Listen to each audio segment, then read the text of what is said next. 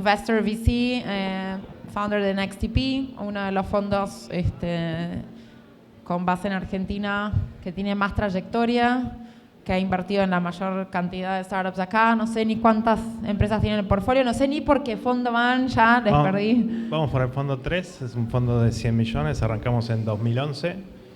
Desde 2011 hasta hoy invertimos en casi 200 compañías, Wow. Hay 6 unicornios en el portfolio.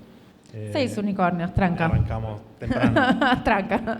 Te cerraron las matemáticas, ¿no? Sí, bueno, después de tanto tiempo, si no, no sobrevivís. No, es algo espectacular. Así que, no, NXTP creo que fue de los insignias en la TAM en Early Stage, de los fondos que empujó el ecosistema, ahí con Marta Cruz, también otra gran inversora argentina. Tengo la suerte de estar cerca, conocerlos hace ya bastante tiempo y ver el laburo que hicieron y cómo el impulso de NXTP en el ecosistema fue transformador. O sea, están desde el 2011, pensá que acompañaron a varias camadas ya de emprendedores y de founders. Vieron de todo, Fondo 3, me imagino que ya pasaron por todas las experiencias posibles para un VC. Pero bueno, nada, pensando en qué íbamos a charlar hoy, le pusimos un título así como, bueno, en la TAM Startups, porque básicamente es por donde ustedes tienen foco.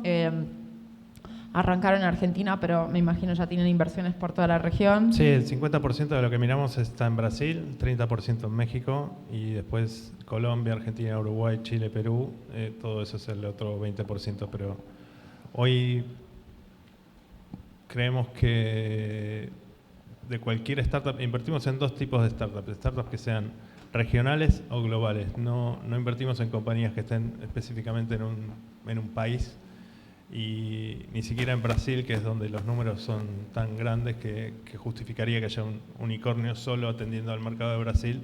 Tratamos de buscar compañías que sean o regionales o globales, también es porque ahí también podemos agregar más valor.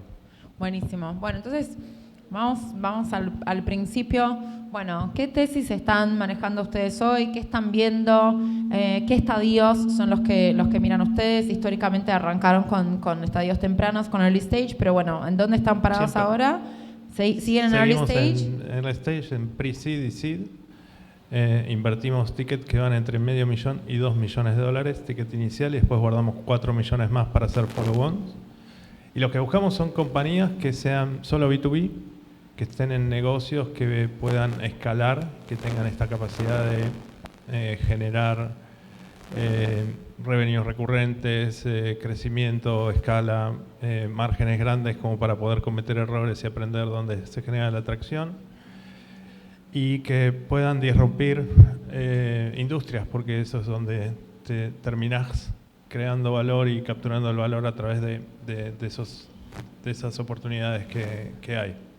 Eso va desde compañías que hagan, obviamente AI atraviesa todo, es uno de los verticales más interesantes, pero B2B, marketplaces, lo que vimos recién, Quantum podría ir también en una tesis, suena también como que tiene que poder probar que hay product market fit y que hay una escala, pero nosotros invertimos en el estadio donde buscamos el equipo que ya esté consolidado, que puedan ser un equipo interdisciplinario, que conozcan bien un problema, que puedan encontrar una solución para poder resolver ese problema de los clientes. Buscamos compañías que sean customer centric, o sea que más que enfocarse en la tecnología que usan, se enfocan en el problema que están resolviendo, y a partir de eso puedan desarrollar una compañía que pueda escalar. Lo mismo de cualquier VC. Muy bien. Bueno, ¿qué están viendo ahora que les parece, más allá de que ahí es como la generalidad, o sea, nos diste como el overview de la tesis y de qué es lo que miran, bueno, qué es lo que más les entusiasma ahora de lo que están viendo ahora? Más allá de que AI atraviesa todo como un transversal, pero ¿qué es los casos que más les gustan? A ver, cuando hablamos de AI, todo el mundo se queda con, no sé, ChatGPT o el concepto de usar AI.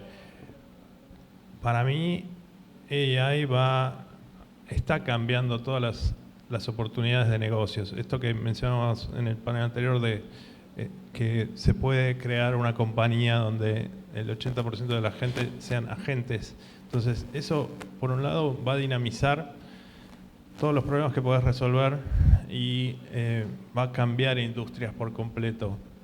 Entonces, hay una oportunidad, por un lado, en repensar cómo esas interacciones van a ser modificadas a través de tener agentes que puedan hacer todo el trabajo de la gente. Hoy es solamente el trabajo de conocimiento, el trabajo de procesamiento de datos o de algo tan simple. Pero un ejemplo más tonto, los periodistas no van a hacer lo que están haciendo hoy. Hoy es agarrar una noticia de algún lado, reescribirla y poner esa noticia al alcance de la audiencia que tienen, bajar esa noticia y adaptarlo. Hoy no hay ninguna necesidad porque ese trabajo lo tenga que hacer una persona. Lo va a poder hacer una red de agentes mucho mejor y de hecho ya lo está pasando. Pero creo que la transformación más grande va a venir por pensar las interfaces. Hace, creo que 3 meses salió una nota, Bill Gates puso un post en su blog que pasó bastante desapercibido para la gente, pero fue súper importante.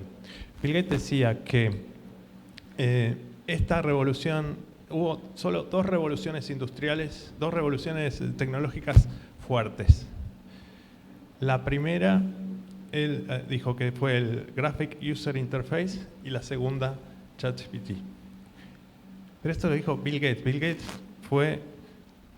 no nombró la computadora o la PC como la primera revolución industrial, no nombró mobile como el siguiente, no nombró ni siquiera Internet. O sea, se llevó todo eso puesto y dijo, la primera fue el Graphic User Interface, que fue lo que generó Xerox, que terminó siendo el sistema operativo de Windows y el sistema operativo de la Mac. Entre los dos serían como los padres de esa revolución. Y esta, que la interfaz es ChatGPT. Y él dice ChatGPT, pero en realidad lo que está diciendo arriba de eso es que cada vez que operemos con algún servicio, que hoy lo tenemos en una computadora, en un web o en una aplicación en el teléfono, eso va a ser reemplazado por algo donde la web, la aplicación, inclusive el teléfono, van a ser irrelevantes y sobre eso vas a construir un servicio. Entonces, tenés que pensar cada cosa que hoy haces con una computadora, con una aplicación, en que va a ser solo un servicio que probablemente lo controles con la voz. Ni siquiera tengas que tener una aplicación. En otras palabras sería, si con esa lógica repensás un banco o un home banking, no tendrías ni una aplicación, no tendrías ni un ejecutivo de cuenta ni un call center. Simplemente hablarías por WhatsApp, que es lo que hoy sería lo más simple para hacer, con tu banco y le decís, págame la tarjeta. Ay, me acabas de resolver un problemón porque, es más, lo puse ayer o antes de ayer en Twitter, un pedido de ayuda a la comunidad. Dicen, por favor, un bot que me haga todas las transfers a principio de mes, pues estoy harta de hacerlas, lo que no se puede automatizar con el débito automático y demás, y que termina siendo una parte importante de los pagos y las erogaciones que uno tiene que hacer todos los meses. Y yo, un pedido desesperado a la comunidad, decía, al que alguien me arme un bot, le doy todo el acceso a mis cuentas, a todo, con tal de no tener que hacer una transferencia nunca más. Eso lo tiene que hacer el banco. La interfaz debería ser eso. Si ya vos haces, te tenés que preguntar, ¿hacemos las de siempre? Y vos ya sabés que haces determinadas transferencias. Y decís, estás en Argentina y vas a decir, bueno, sí, agregale la inflación porque subió ahora. Y te va a decir, bueno, ¿con qué lo pagamos? ¿Con la cuenta caja de ahorro o con la cuenta corriente? Es un problema de y vos le interface. decís, no, con la cuenta corriente, pero son dólares. Ah, bueno, vendelos en el MEP y bajalo. Hacé lo que te parezca mejor, total, vos sabés. Ahí vas a terminar haciendo, pero hay que repensar, y no hay bancos que estén haciendo eso, que estén pensando en eso. A lo sumo un banco te pone un chatbot. Y decís, no quiero un chatbot, resolveme el problema. Entonces, la oportunidad para cualquier startup es agarrar una industria vertical, entender cuál es el problema, ponerse a pensar cómo debería ser la interfaz, sobre qué debería estar montada esa interfaz. Después tendrás problema de tecnología, de la capa del agente, esos agentes puede ser uno, múltiples, cómo se conectan, le voy a hablar por WhatsApp, ok, le voy a hablar por Twitter, le voy a hablar por Instagram, por donde la gente tenga ganas. El multichannel va a ser como la cantidad de interfaces que puedes tener, y empezás con uno y terminás con otro. Puede ser directamente por vos, ni siquiera tenés que pedirle a la gente que escriba. Sí va a haber que resolver problemas. Cómo autenticás a la persona, cómo la identificás, cómo le das seguridad a esa transacción. Pero una vez que resolviste eso, probablemente no vas a empezar por un banco que es como más sensible porque movés plata, pero el pedido el reservar un restaurante, el pedido de averiguar, reservar un hotel, reservar un pasaje o algo más habitual tal vez que tengas que hacer, lo podés pensar como un nuevo startup que se encargue de resolver esto de otra forma. Sí, son wraps por industria, ¿no? Sí, eso lo hablamos con Nacho Plaza, con otro VC también. Y me tocó pensar en una idea hace poco en donde había una problemática, una cadena hotelera tiene problemas de BI, de Business Intelligence para tomar decisiones, tiene la data toda dispersa y qué sé yo, y tienen muchas fuentes de donde colectan data, pero toda dispersa, y los managers les cuesta mucho tomar decisiones. Y una de las cosas que veníamos pensando, de los productos que me tocó pensar con un equipo es, che, ¿y si hacemos los celulares de los managers más inteligentes y entonces armamos una especie de wrap, un Grok-like o un GPT-like, en donde el manager pueda simplemente decir, che, ¿me mostrás los charts de cómo viene el forecast para el fin de semana en función de, más allá de todo lo que se puede hacer predictivamente, y de precios dinámicos y demás, había muchas cosas ahí en el medio, pero la idea central de ese pitch fue, ¿por qué no puedo tener una inteligencia en mi celular que me ayude a administrar mi negocio, a ser mejor manager? Entonces, justo lo que vos decís, que me parece interesante, como lo ves, lo llamás interface, yo lo pensé como una consola o whatever, no me dio para ir a buscar la cita de Bill Gates, pero está muy bien porque es como facilitarte la vida en la toma de decisiones diaria. Entonces, agendame la reunión, mostrame el forecast, lo que sea, ¿no? Que uno pudiera como tener todo en un solo lugar, porque al final el tiempo que perdemos accediendo a las apps y a cada una, está todo tan repartido y ¿viste? La data tan dispersa, que muchas veces es una falta de optimización y te terminas cansando, el home banking ni hablar. Pero las herramientas ya están, ¿no? Para hacerlo. O sea, ya tenemos, se pueden hacer votes, se puede usar blockchain para transacciones, para identidad, etcétera. O sea, hay que encontrar la forma de simplificarlo ahora, ¿no? Con ese interface. Hace 2 días salió la noticia esta de Manus, no sé, ¿la vieron? Es un Manus. Sí. Un agente super agente, sí. Es básicamente un agente que tiene control de tareas. Entonces, en lugar de pedirle algo, le pedís y lo empieza a pensar, lo repiensa y empieza a accionar. Todo eso está construido con base con tecnología que ya estaba, no inventaron nada. Total. Simplemente le dieron permisos a un montón de cosas, lo hicieron con mucho open source. Estaría bueno que lo liberen así, contribuyen a la comunidad y se puede construir sobre eso. Pero me parece que ese es un ejemplo de todo lo que está pasando. Sobre toda la capa de lo que ya está hecho, construís un poquito más y le das una vuelta de tuerca a eso y eso genera oportunidades. Después, sobre lo que decías sobre esta solución para hoteles, está buenísima, pero busquen oportunidades que tengan que ver con ustedes, con conocer mucho al cliente. Si ustedes no tienen nada que ver, ni idea de los hoteles o de esto, no se pongan a desarrollar esa solución para los hoteles. Busquen algo más concreto. Si son developers, probablemente entiendan en la tecnología y puedan resolverle el problema a otro developer. Y puede ser el caso de uso más rápido. Y ahí pueden construir algo que genere valor, que agregue valor, que tenga un product market fit más corto.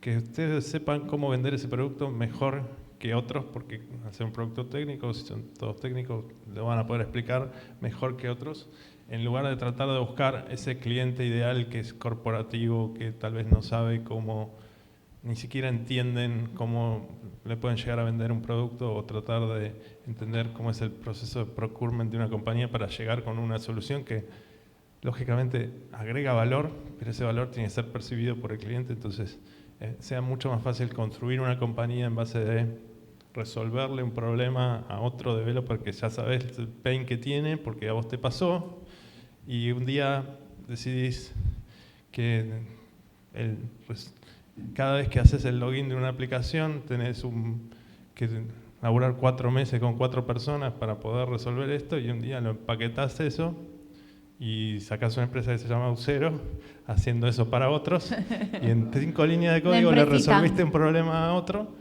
y esa compañía se termina convirtiendo en un unicornio. Ese es uno de los unicornios tuyos. Sí, ya lo sabemos, lo sabemos. Tremendo caso de éxito de Mati y los chicos. Voy a ir a algo bien concreto. Acá hay un montón de founders y de gente que les gusta escuchar, bueno, desde el punto de vista de los VCs, un montón de cosas, tienen un montón de preguntas, pero contanos en todo ese recorrido ya súper largo en XTP, ¿cuáles son los top 3 errores que cometen los founders en early stage cuando están arrancando, desde tu punto de vista? No voy a ser original porque nos nombraron 2 paneles anteriores. Me pareció brillante la respuesta. Es de con quién te asociás, es la decisión de quién elegís como socio es la decisión más difícil que vas a tener que tomar. Entonces, si podés hacer eso bien, estás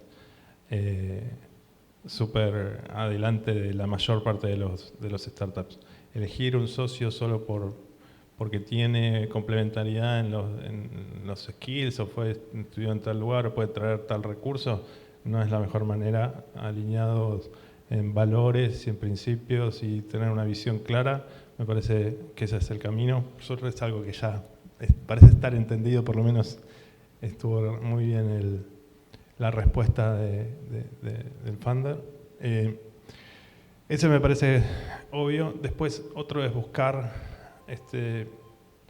enamorarse de la tecnología y decir, bueno, este producto está buenísimo porque resuelve con tal tecnología y podemos hacer esto otro y quedarse en el loop y no entender que todo eso tiene sentido cuando le resuelves el problema a alguien y salir a tener un destornillador y salir a buscar dónde encaja ese destornillador es mucho más difícil que buscar tener el tornillo y ver con qué lo podemos desatornillar. Entonces, busquen problemas que sean relevantes para ustedes o para su cliente. Cuando vos ves quién hizo buenas compañías, pero quién armó compañías que realmente se conviertan en unicornios, son pibes que tuvieron obsesión. A ver, cualquier founder que va a pasar los próximos 4, 5 años o 10 años tratando de resolver un problema que para el resto de la gente no es importante, es una persona obsesiva. Y está buenísimo, y si no tenés ese grado de obsesividad, no llegas a pasar todos los problemas que hay que hacer. Nadie que le vaya bien haciendo esto lo hace por dinero, porque hay montones de formas más fáciles de hacer dinero que armando una startup.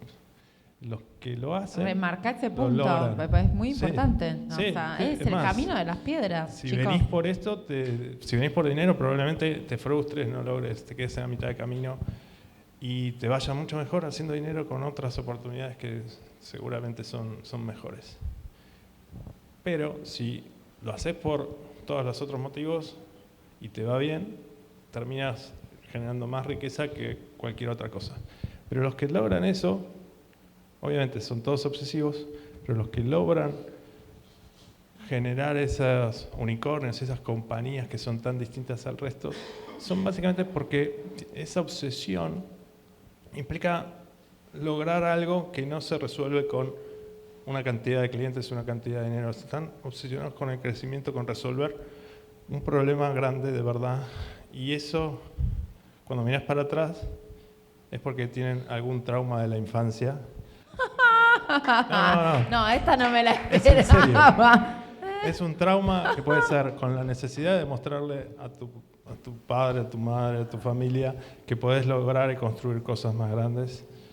Es un trauma que pasaste privaciones en tu infancia que hacen que el límite no llega nunca y el vaso nunca se termina de llenar y seguís motivado como el primer día cuando lograste todo, y un par de traumas por el estilo, pero suena gracioso, pero no es un chiste. Es espectacular, Entonces, es un punto de vista completamente original. No, pero es casuístico.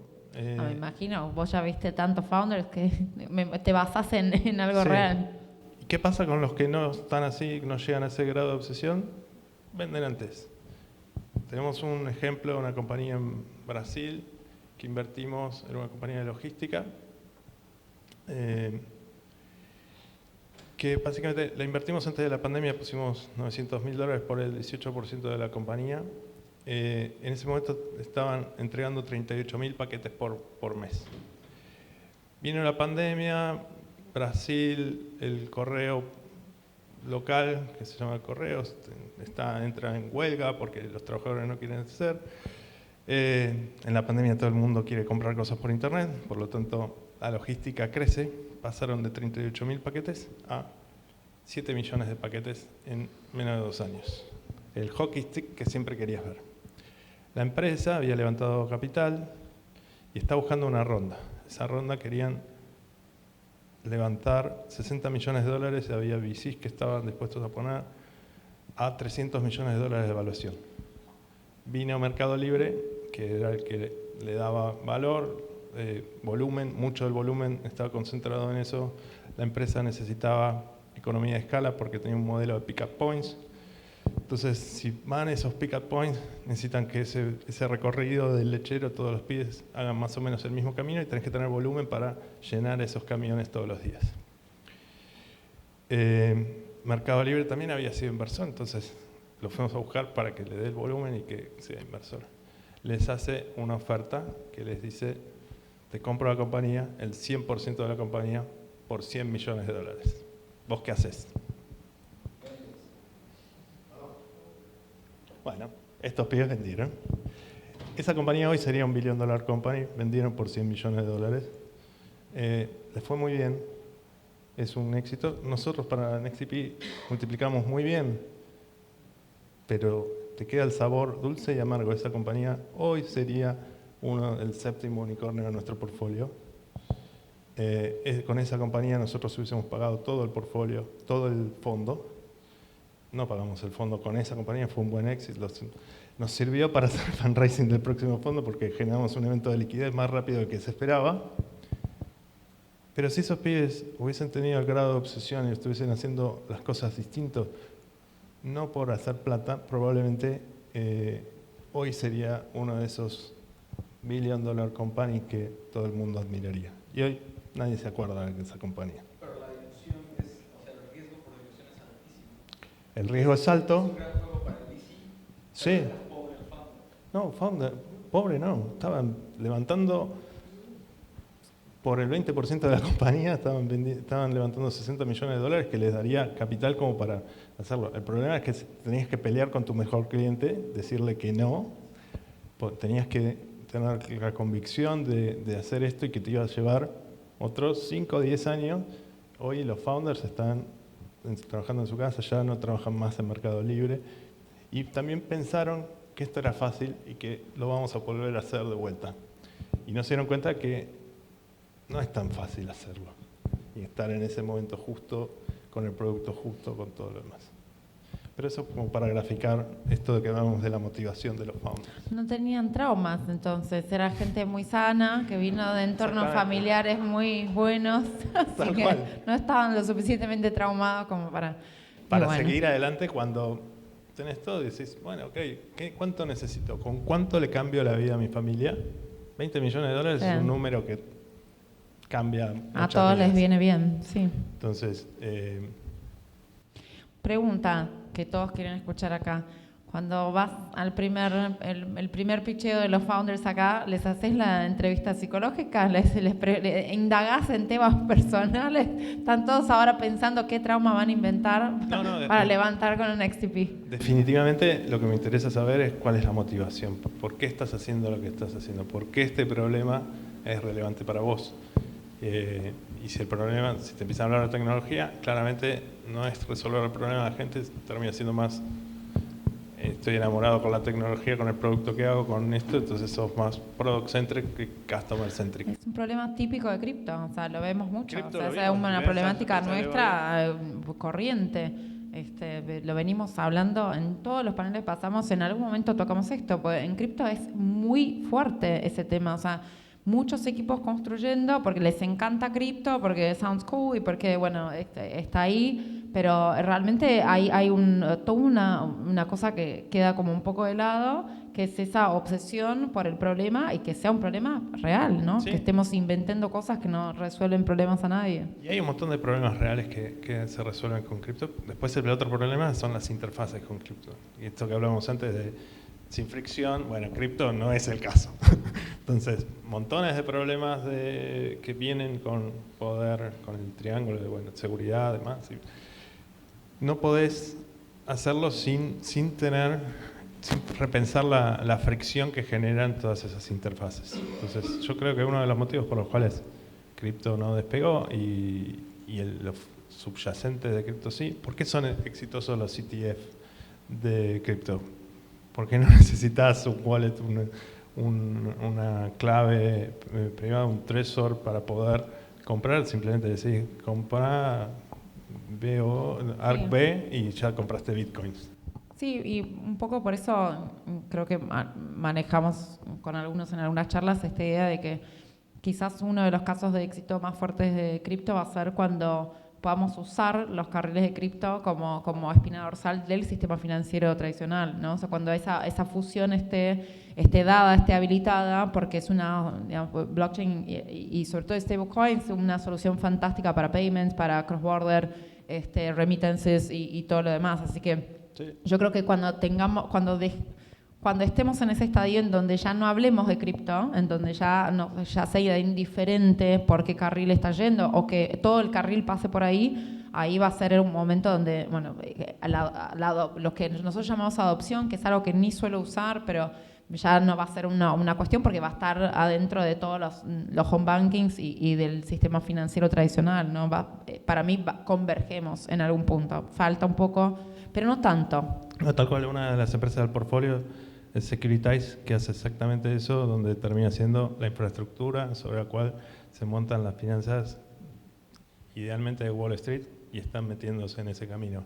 Ahí el desafío no es tanto tecnológico, es regulatorio, es de adopción de mercado. Sí, sí. Entonces, bueno, ese es otro camino que se puede elegir. Sí, queremos el Coelsa Cripto, ¿no, chicos? Para los que venimos de FinTech, bueno, uno de los desafíos es ese, cómo hacemos para usar los rieles, pero bueno, es un desafío regulatorio más que nada. Pero bueno, nada, creo que recorrimos ahí, pasamos por varios temas, estamos llegando al final, quería abrir a preguntas, si quieren preguntarle. Tienen un VC, uno de los VCs más exitosos de la TAM delante. No pierdan la oportunidad, ustedes son founders, de hacerle preguntas porque es una oportunidad bastante única. Allá veo algunas manitos. Ariel, ¿qué tal? Me sirve mucho el concepto del trauma y la obsesión, pero pregunto, ¿cómo un founder se da cuenta que tiene el músculo suficiente para poder llegar a un unicornio o una situación similar, independientemente de ese trauma o de esa obsesión? Sí, el punto para el trauma es más para inversores que puedan leer eso. Vos tenés el trauma o no lo tenés, no va a cambiar tu historia por eso, no te va a hacer mejor o peor. Sí te puede llegar a ser un poco más entendible soportar a un co-founder que sabes que está medio traumado. Entonces, poder verle el lado positivo a eso puede ayudar. No creo que para mucho más que desde el lado de emprendedor. Y después, nada, el desafío es esto, es rodearte, poder armar un equipo de gente. Ningún solo entrepreneur puede lograr nada.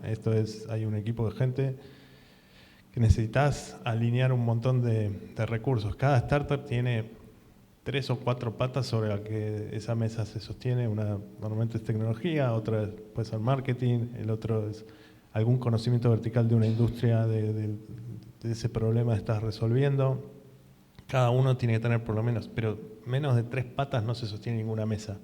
Y con los startups pasa algo así. Entonces tener un co-founder que pueda representar lo mejor de ese vertical, de esa pata, ya sea el CTO que pueda proyectar la necesidad del producto que pueda haber,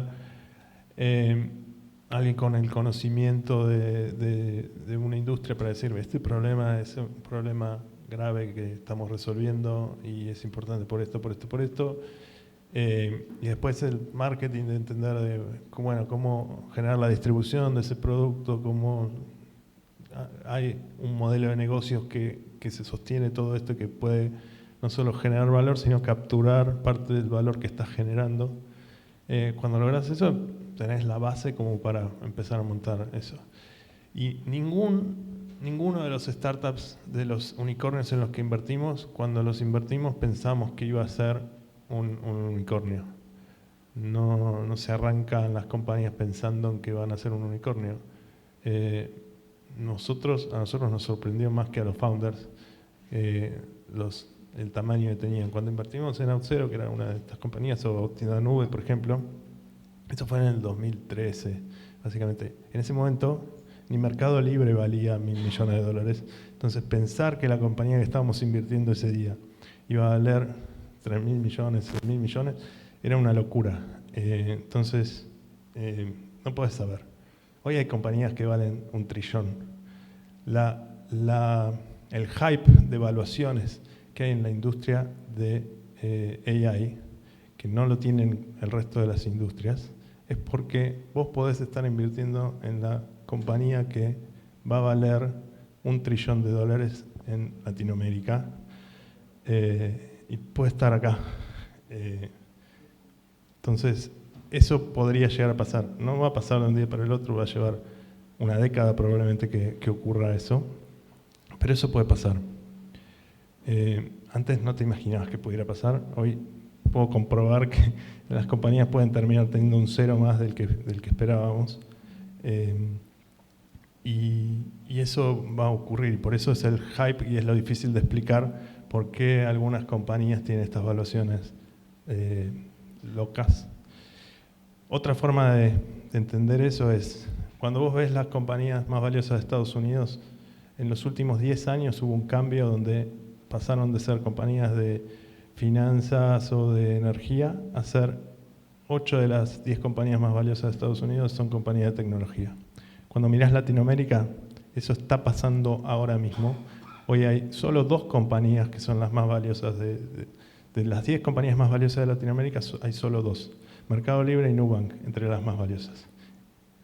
Hay una académica que se llama Carlota Pérez que analiza todas las revoluciones industriales y lo que dice es que todos tienen el mismo ciclo, arrancan en un core y se mueven a la periferia. Pero se mueven con el tiempo, hay como un lag entre lo que pasa en ese core y lo que termina pasando en la periferia, pero es siempre el mismo comportamiento. Eso que pasó en Estados Unidos, que es claramente Silicon Valley, el core de esta revolución industrial, está empezando a pasar en Latinoamérica. A Estados Unidos le llevó 10 años, acá nos va a llevar otros 10 años que las 10 compañías más valiosas de Latinoamérica, 8 por lo menos sean de Latinoamérica, sean de tecnología.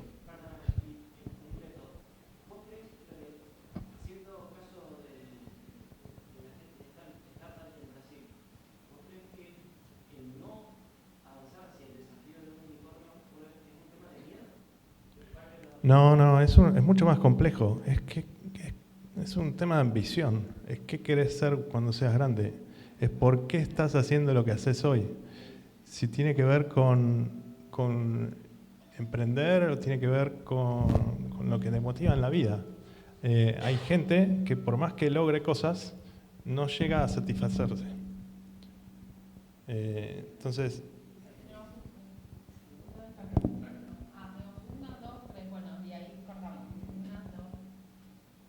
Bueno, rapidísimo, ¿qué tal? Debido a mis traumas del 2002, me dedico a educación financiera. Y creo que fue gran parte de la charla y algo que venimos hablando con Hannah hace un montón.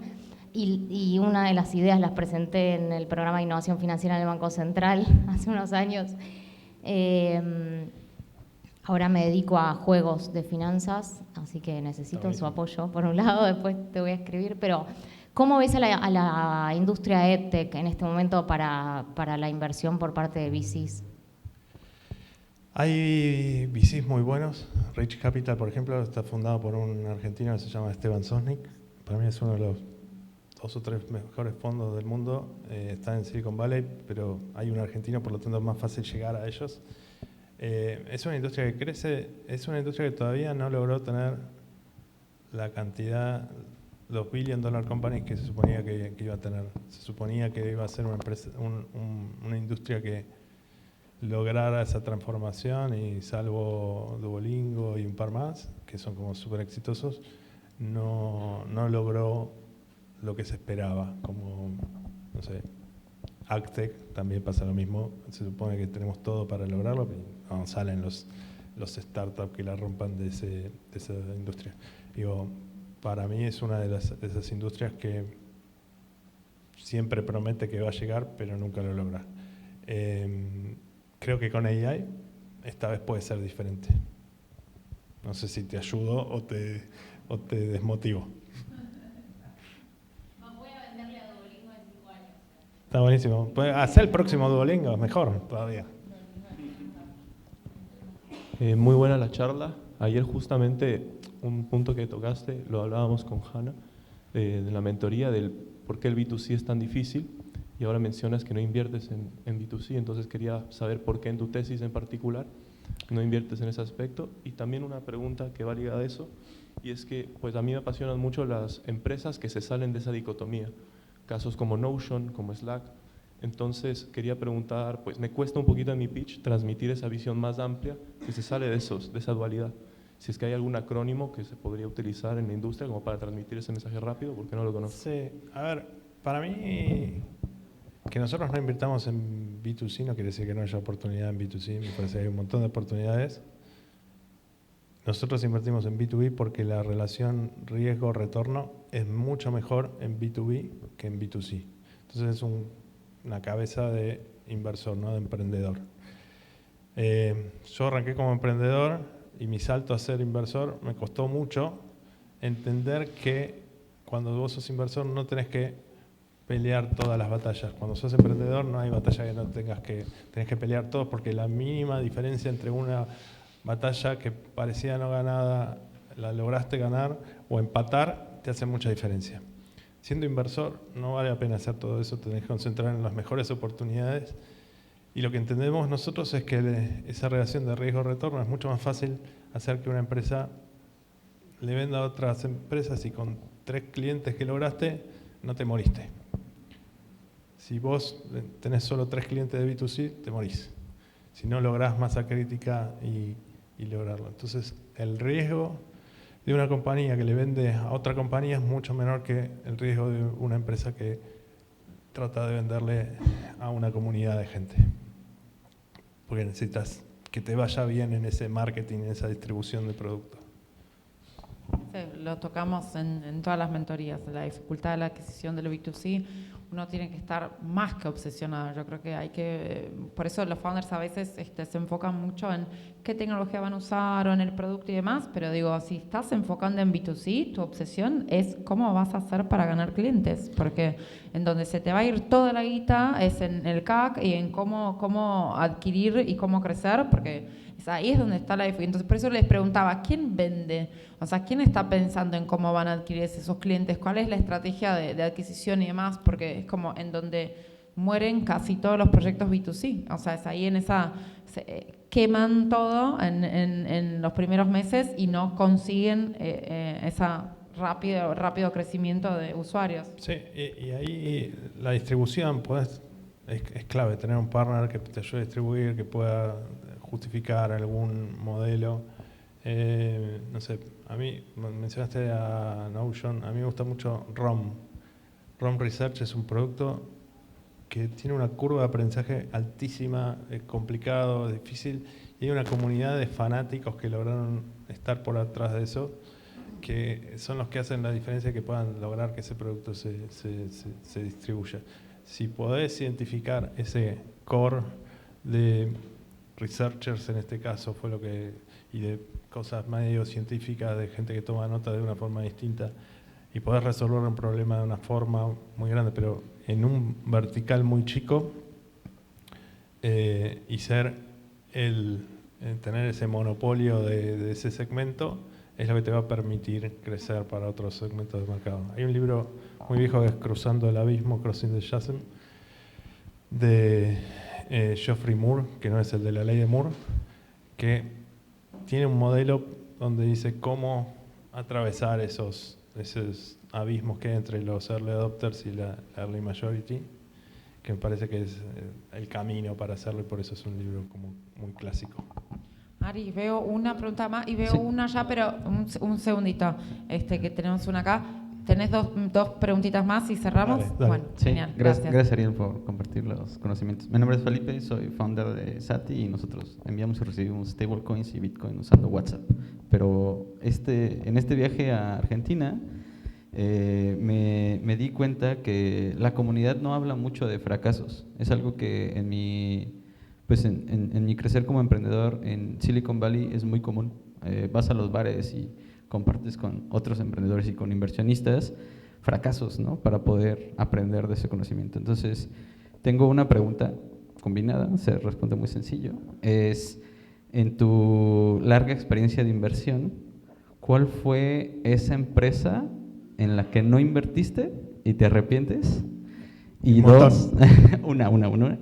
Y dos, ¿en cuál sí invertiste y la cagaste?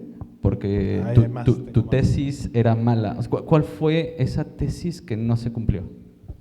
A ver, si querés, la cagué más invirtiendo en oportunidades que yo estaba convencido que la oportunidad es muy buena, y tenía emprendedores que no estaban tan convencidos y yo los ayudé a convencerse más de que es una gran oportunidad, y no funcionó porque para mí es por lo mismo que no funcionan los startup, ¿cómo era que se llamaban? Factories o... sí, Startup Studio, donde alguien Company viene, builders. Company Builders, donde el emprendedor no es el que tiene la idea, porque le falta esa después motivación, le falta ese drive que hace la diferencia. Entonces vos, cuando querés meterle el inception de tu idea, tu modelo de negocios en la cabeza de un founder, puede funcionar muy bien en el Excel, pero si el founder no conecta con eso y no siente que es una idea propia, hace una compañía que no llega a lograr lo que necesitas que llegue para este tipo de cosas. Eso, y en cuanto al fracaso, coincido, sí. Acá tenemos los Fuck Up Nights y un montón de otros eventos para poder contar fracasos, y otro día te cuento los míos como emprendedor, que también tengo... yo antes me presentaba como soy un emprendedor serial, fundí un montón de empresas. Ese era mi pitch de presentación, pero bueno. ¿En cuál empresa? ¿En cuál? ¿Qué empresa no lograste? ¿En qué empresa no logré invertir? Tengo como una lista.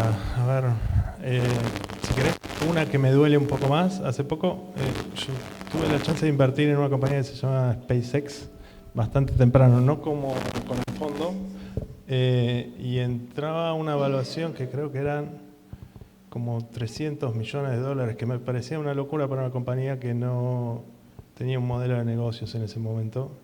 Y nada, de eso me arrepiento porque hubiese sido un muy buen negocio. Vamos con la última. Bueno, la última. Respecto a esto que hablaste del tema de B2C, B2B, y bueno, curiosamente coinciden todos los investors de acá, los VC, coinciden esa visión, ¿no? B2B, porque hace poco estuve en una conferencia que estuvo uno de los creadores de Patagon, que manejaba la parte financiera, y decía, bueno, no quiero saber nada del B2C. ¿Constancia Larguía? No era Constancia. Era uno que era CFO. Bueno, pero básicamente, y hablaste también de ese salto, digamos, de cómo conseguir la masa crítica de clientes o la masa... Y a la luz de la compañía de un amigo mío